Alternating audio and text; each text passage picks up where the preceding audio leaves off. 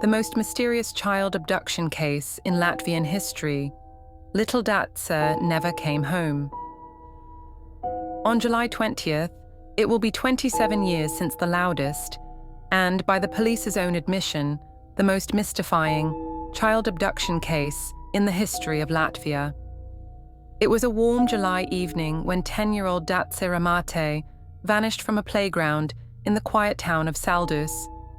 A man appeared, a man on a black bicycle. He took her. No one has seen Dace since that day. She would be 37 years old now.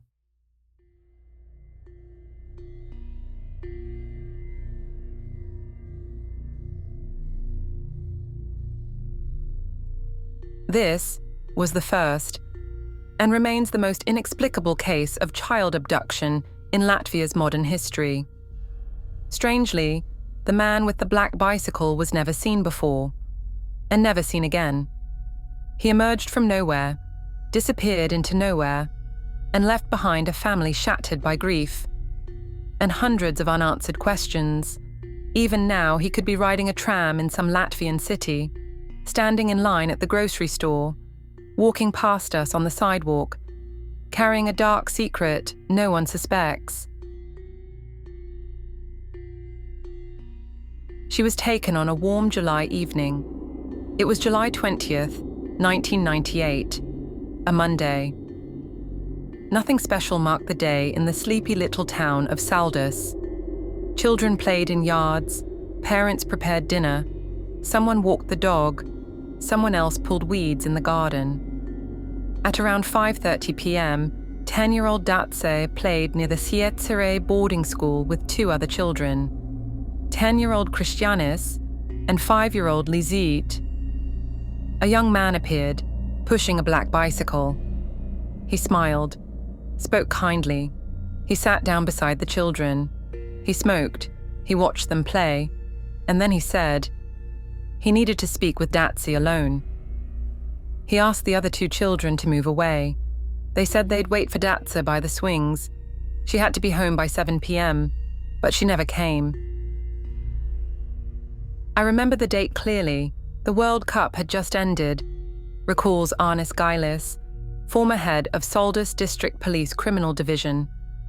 For him, the abduction of little Dace would become the heaviest burden of his entire career, a ghost that still refuses to let him rest.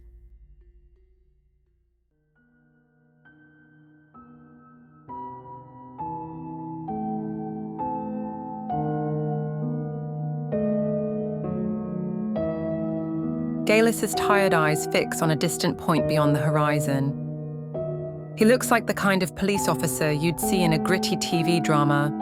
Sharp features, a proud stance, and that quiet solitude that clings to those who carry the weight of tragedies they can never share.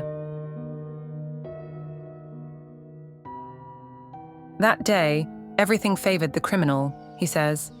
Normally, Kalnsita Park is full of people, mothers with strollers, cyclists, students training at the boarding school in summer.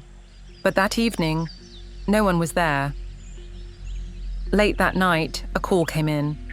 The officer on duty told him a girl was missing. At first, her parents searched on their own.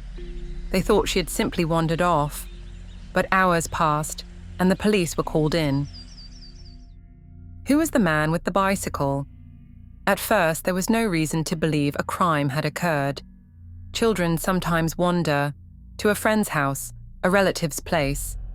It wasn't until the next day that a witness came forward. They said they'd seen a man leading a little girl away on a bicycle. This was something new. Latvia, freshly independent, had never faced a crime like this. Unlike the West, where missing children's faces had long been printed on milk cartons and broadcasted over airwaves, Latvia was still unfamiliar with such horrors, still unprepared.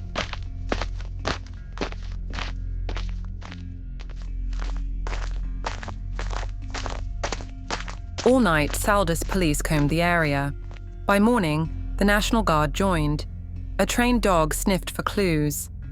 Kalnsita Park, just beside the boarding school, was searched, inch by inch, step by step. The trail led through the park toward the Liepāja-Riga highway, and then it vanished. They questioned every bus and taxi driver. Someone must have seen something. After all, the Broceni-Saldus bus ran regularly, but no one did. Later, rumors spread. Someone might have seen a man with a little girl heading toward Broceni, but police never confirmed it.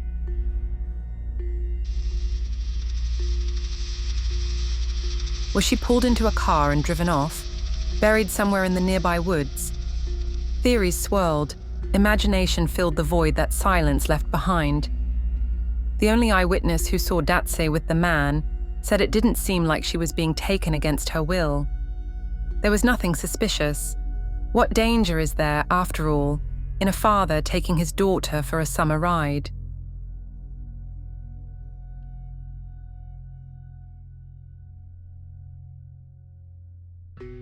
Later, some children in Saldus told their parents that on July 20th, a stranger had approached them too.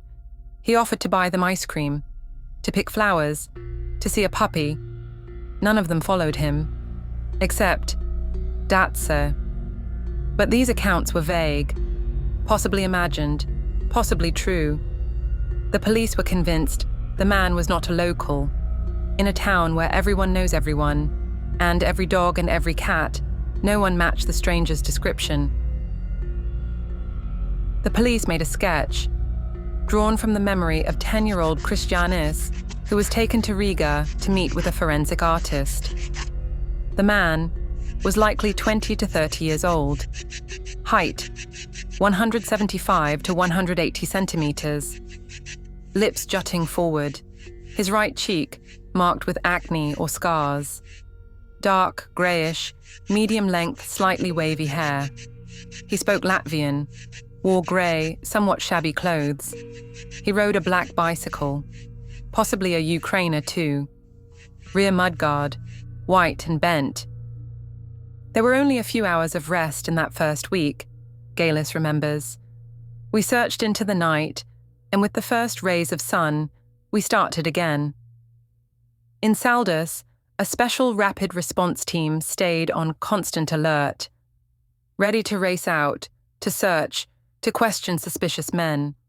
Rumors of a maniac spread like wildfire.